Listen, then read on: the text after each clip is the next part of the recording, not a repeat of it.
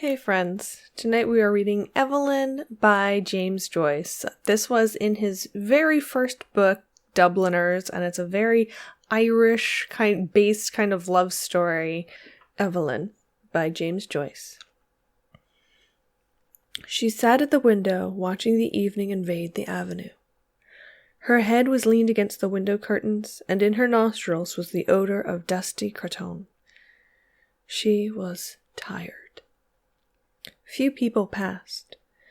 The man out of the last house passed on his way home. She heard his footsteps clacking along the concrete pavement and afterwards crunching on the cinder path before the new red houses. One time there used to be a field there in which they used to play every evening with other people's children. Then a man from Belfast bought the field and built houses in it. Not like their little brown houses, but bright brick houses with shining roofs. The children of the avenue used to play together in that field. The Devines, the Walters, the Dunns, little Keogh, she, and her brothers and sisters. Ernest, however, never played. He was too grown up. Her father used often to hunt them out in the field with his blackthorn stick, but usually little Keogh used to keep nix and call out when he saw her father coming. Still, they seemed to have been rather happy then. Her father was not so bad then, and besides, her mother was alive. That was a long time ago.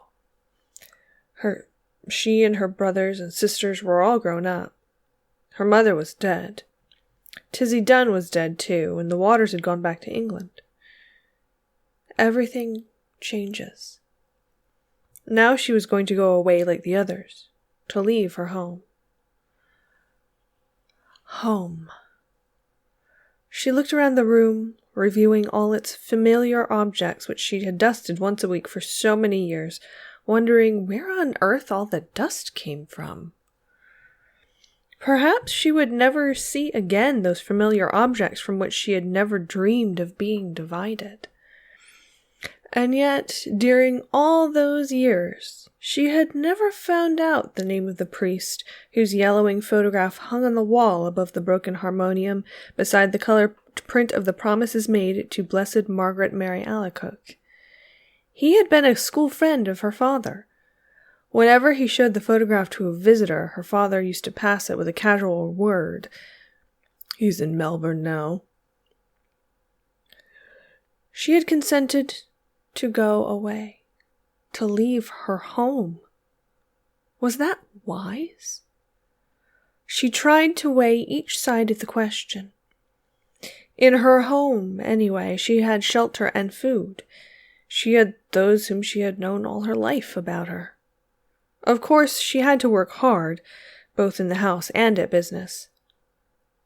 What would they say in the stores when they found out she had run away with a fellow? Say she was a fool, perhaps, and her place would be filled up by advertisement. Miss Gavin would be glad. She always had an edge on her, especially whenever there were people listening. "Miss Hill, don't you see these ladies are waiting? Look lively, Miss Hill, please."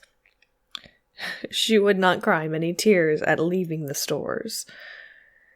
But in her new home, in a distant, unknown country, it would not be like that. Then she would be married. She, Eveline. People would treat her with respect then. She would not be treated as her mother had been. Even now, though she was over 19, she sometimes felt herself in danger of her father's violence. She knew it was that had given her the palpitations. When they were growing up, he had never gone for her like he used to go for Harry and Ernest because she was a girl. But latterly, he had begun to threaten her and say what he would do to her only for her dead mother's sake. And now she had nobody to protect her. Ernest was dead, and Harry, who was in the church decorating business, was nearly always down somewhere in the country. Besides, the invariable squabble for money on Saturday nights had begun to weary her unspeakably. She always gave up her entire wages, 7 shillings, and Harry always sent up what he could, but the trouble was to get any money from her father. He said she used to squander the money, that she had no head, that he wasn't going to give her his hard-earned money to throw about the streets, and much more, for he was usually fairly bad of a Saturday night. In the end, he would give her the money and ask her if had she any intention of buying Sunday's dinner.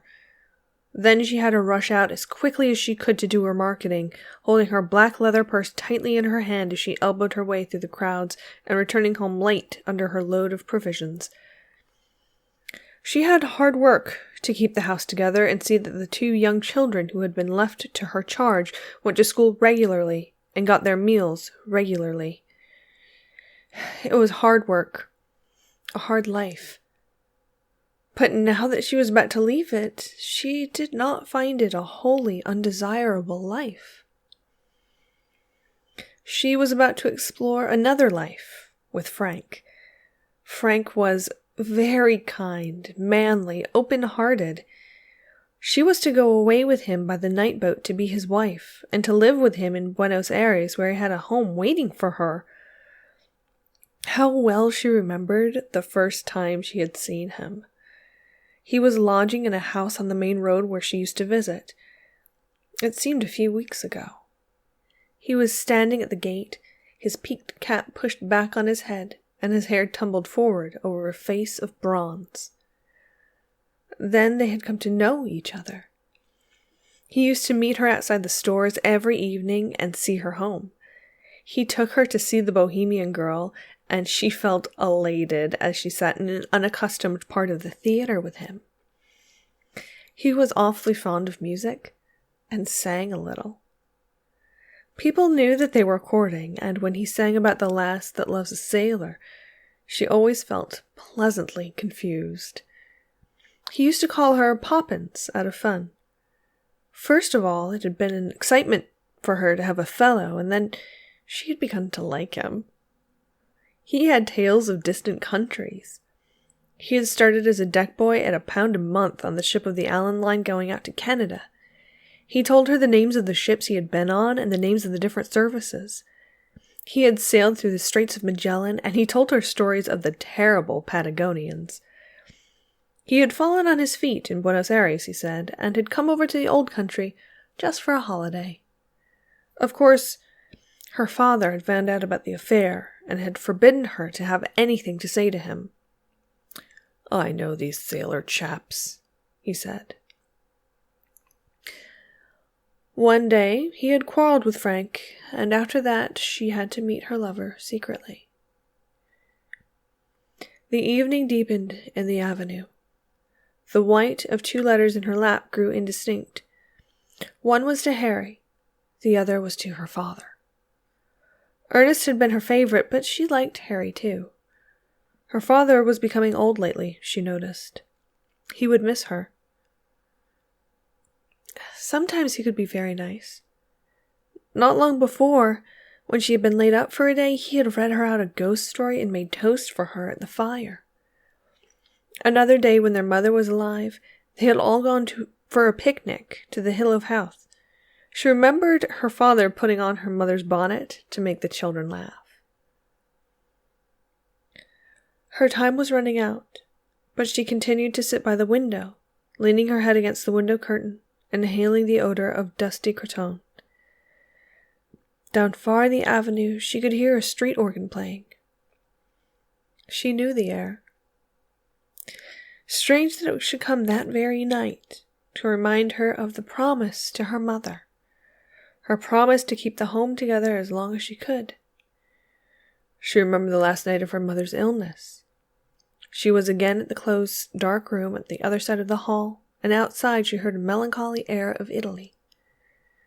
The organ player had been ordered to go away and given 6pence. She remembered her father strutting back into the sick room saying, "Damned Italians coming over here."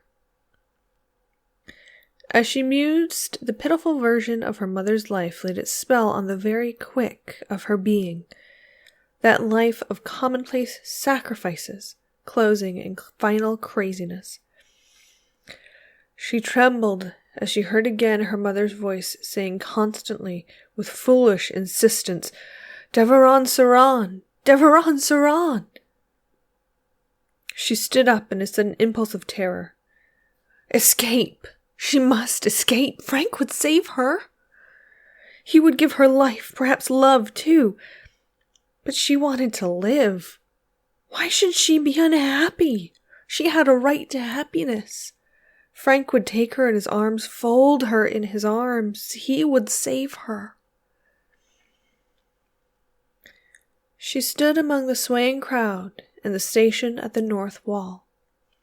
He held her hand, and she knew that he was speaking to her, saying something about the passage over and over again. The station was full of soldiers with brown baggages.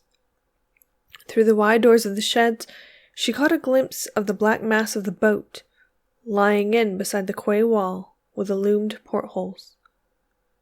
She answered nothing.